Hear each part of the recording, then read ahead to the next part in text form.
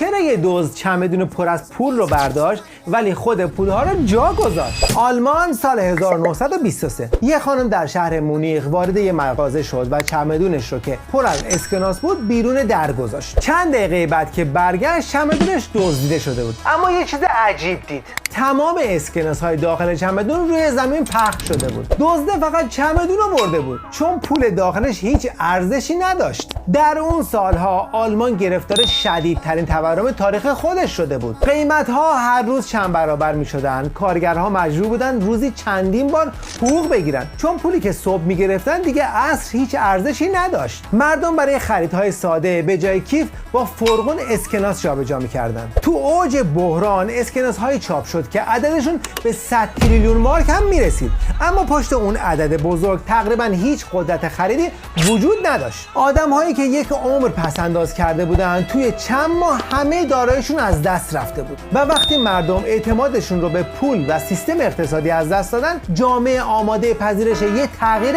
خیلی خطرناک شد. و حالا اینو میدونی که